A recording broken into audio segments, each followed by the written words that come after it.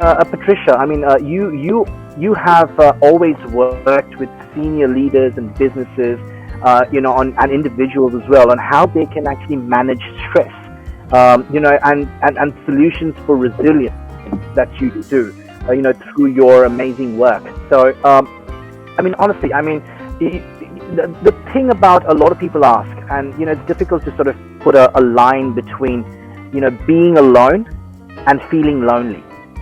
Right? Right. I mean, what are your thoughts on that? I mean, how does one calm that anxiety and fear and just that sense of the unknown, and bring it forth into actually being something which would assist them in making better decisions moving forward? Your opinions. Okay, so I hear two different questions. One is about the difference between being alone and lonely, and how to deal with loneliness, and the other one is how to deal with uncertainty. So I'll try to narrow down my answers.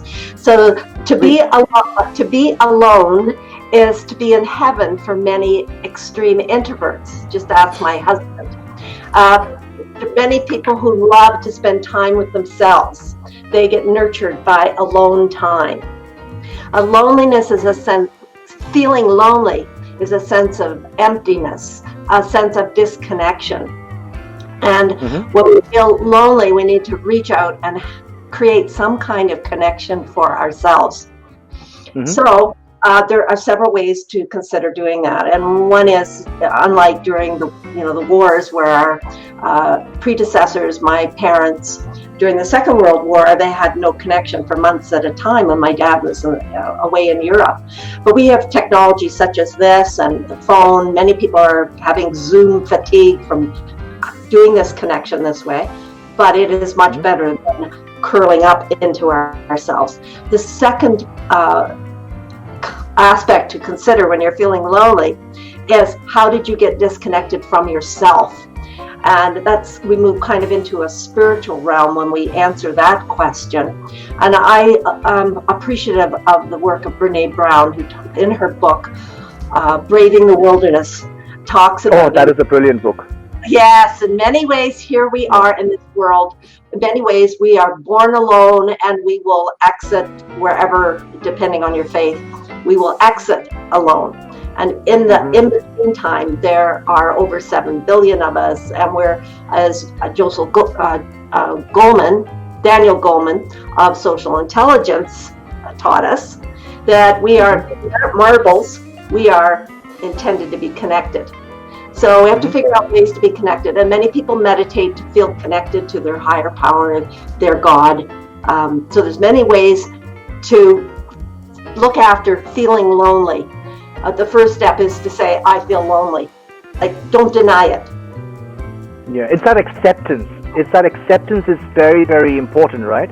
Yes. Because you have to be able to accept it, to actually get someone to, to come in and administer the dose, so to speak, to assist you in getting better. And, the first thing is that acceptance, that you need to firstly accept the fact that, you need help. And that is the most important aspect. So, yeah, okay, great. No, absolutely. Please go on. Okay. There's another flip side to that as well, and that is for the rest of us, if we have some sense, and many of us are intuitive or we know people well, is for us to reach out. So don't hesitate to reach out, because if you get deep enough into the loneliness, edging on depression, you just don't have the energy to reach out. So it goes both ways. So the other question was about uncertainty. So one of my mentors was the resilience researcher, Dr. L. Siebert. And he talks about one of his books is The Resilient Personality. And he talks about people that are resilient get to be comfortable with contradiction, with the paradox of life, of the lows and the highs, the aloneness, the connection. And then there's Eckhart Tolle, who wrote about the power of now. So many of the clients that I'm working with online who are feeling incredibly lonely, some of them so lonely that they're wondering whether their life has purpose. is Yeah. I've been asking them to do something for themselves every day and something for somebody else, even if it's just to send a quick email and say, I'm thinking about you.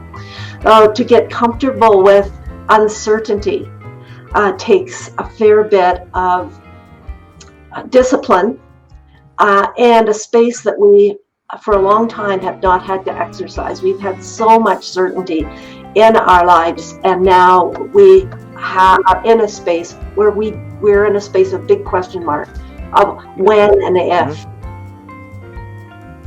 Beautifully said. Makes a lot of sense. Makes a lot of sense. Joy, please go ahead. I just want to take that uncertainty one step further, Patricia. And the question is, at our end, what we see out in Asia is that senior leaders, business owners, and senior executives are now working from home. And this is an age group in my peer group, especially the post-50s, who have not really ever worked from home. Everybody's been mentally accustomed to going to a physical place, commuting, and everything. 3 months ago, when this scenario happened, there was a massive change in lifestyle, I'll use that word, internally, where these people had to start making time and a workspace within home. It's very different having a little desk where you do a little bit of social media, a couple of hours at the end of the day, versus actually putting in 8 proper hours and working and concentrating. Now, the uncertainty is playing out in conversations that I find out is, I don't know what to do is the statement that they end up with.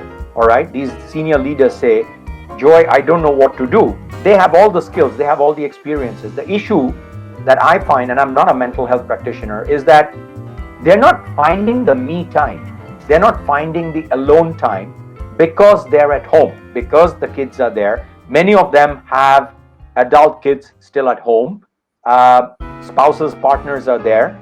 And within that 24 hours, the question is becoming, I'm not able to, how do I become lonely to find myself? Because I need that me time to go back into me, find out what drives me, and then take that and talk to my team. So my question, simply put, is this: what can we do? And I'm putting myself in that box. What can we do? No, I mean, I'm putting myself simply because it's easier for the network to empathize and connect. I've been working from home for 2.5 years.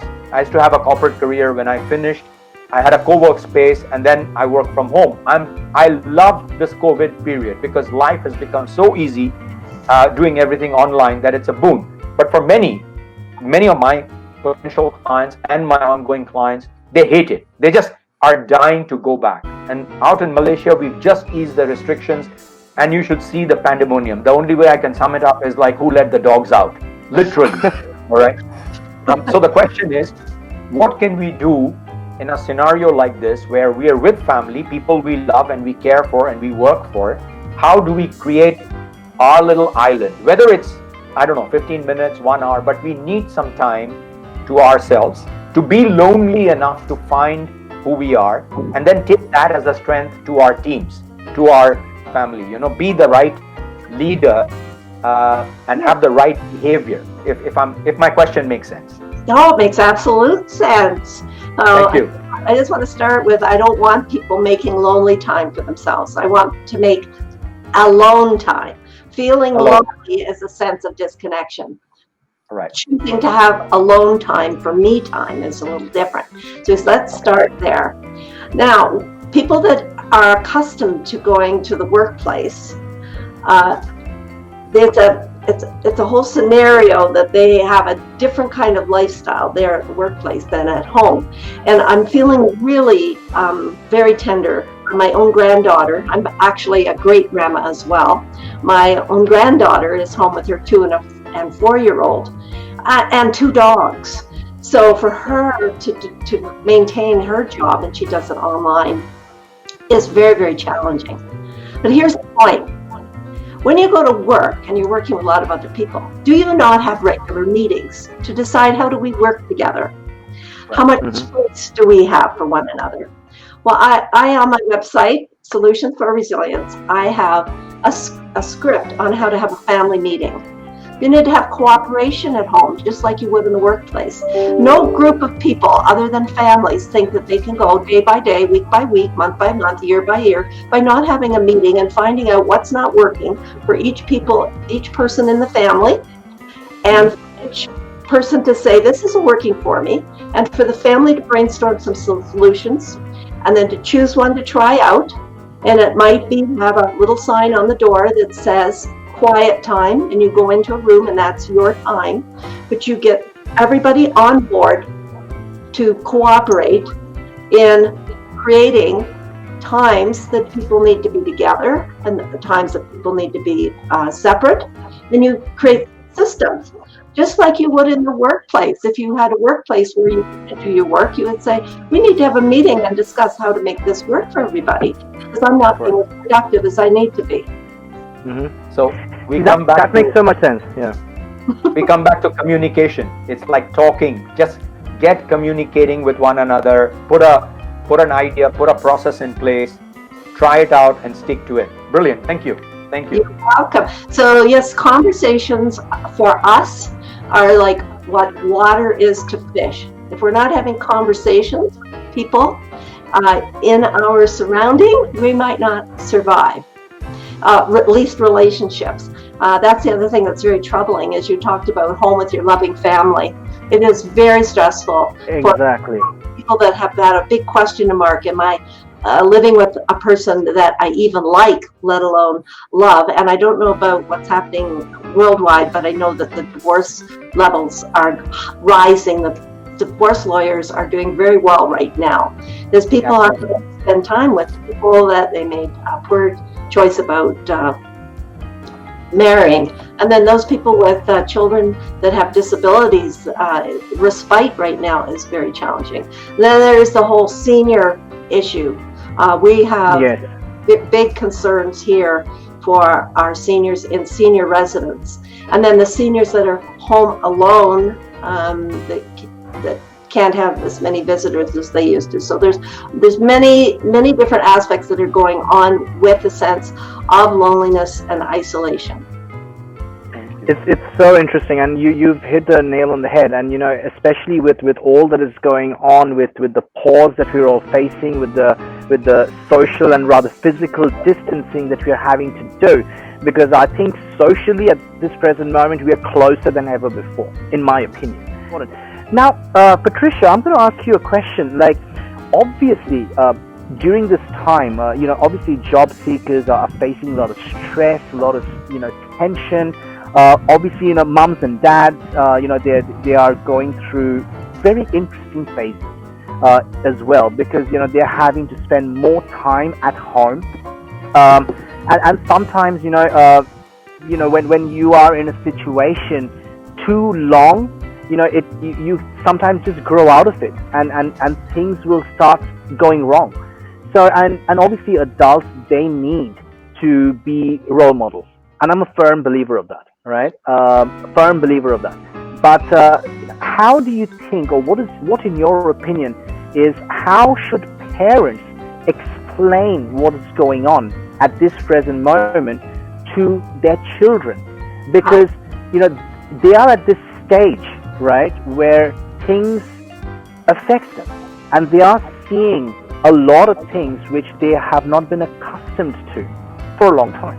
I'm talking about, those impressionable kids in that age of, let's say, for example, between 8 and 15, for example, right? How would you suggest parents to explain what's happening and speak to their kids to make them understand the importance of resilience?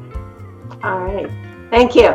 I have one comment to make about what Elnor and you were discussing first, and that is I see too many people talking about going back to the normal. I don't think we're going back anywhere.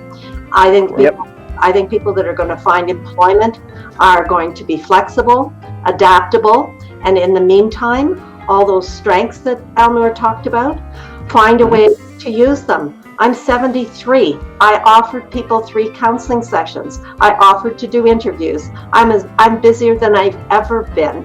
I won't lose your confidence if you offer right now in any way you can what you have to give. So stay on life purpose. Know what you have to give, your gifts, and give what you can. And I'm going to segue into the children, encouraging them to do the same thing while you're home with your children, to watch and notice what gifts they have and give what they can. So number one is you're observing your children and noticing and going with their gifts. A lot of parents now have become not only doing work at home, but also being the teacher as well as the childminder. So you sort of all of a sudden, and maybe they had somebody come in for cleaning. So many parents, and I hope the men are standing side by side by the women. By the way, in North America, women accept 70% of the workload in the home.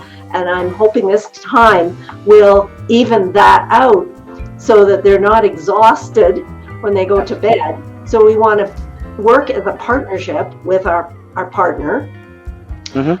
You pointed out a really important piece, and that is that 90% of what children learn in the home is from role modeling. So if you're stressed out, kids pick up on that. So practical pieces to do with children is for you to answer the questions they ask.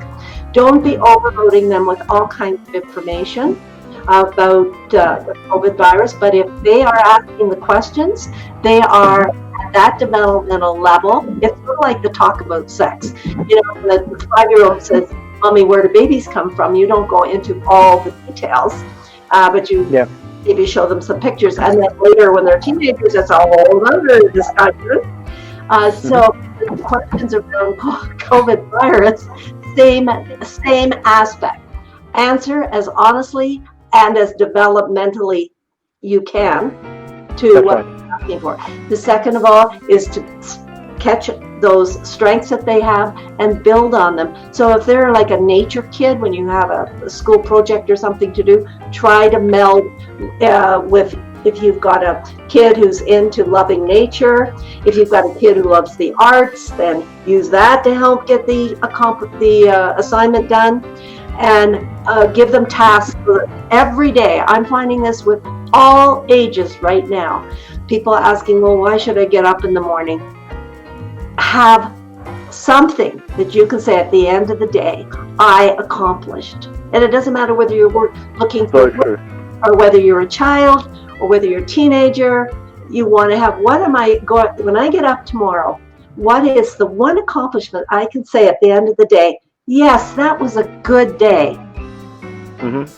That is so important. It's so important to celebrate the small wins, right? And basically pave the way for those little small wins, because those are the things which are going to keep you motivated and keep you going.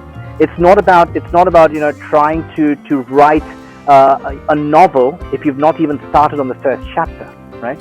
So you have to take those small steps, and that is so important. You raised a brilliant point, and especially with what you said about children, right? It is important, and see, this is something which, in my opinion, parents make a huge mistake, and I can say it at least from my own perspective, because I'm a parent of 3 kids, and they're much younger, so obviously they're all under the age of 7 at this present moment. However, each and every parent, they make a mistake. They try to basically impose what they feel on their kids, rather than actually acting, after observing what they want.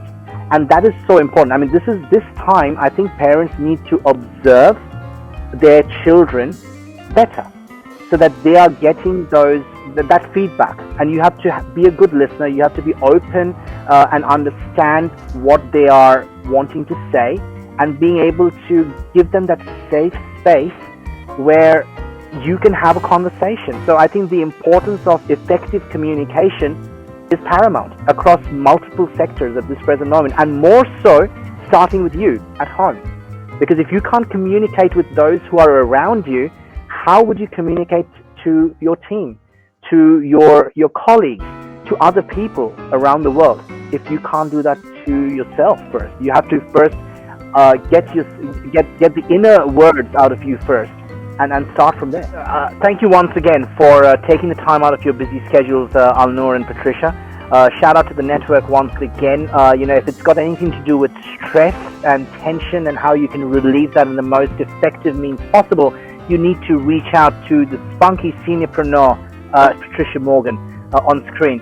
And if you are a job seeker and you need to use the spice factor to get in front of the proper recruiters and get yourself seen, you need to speak to Alnur Damji. So thank you once again.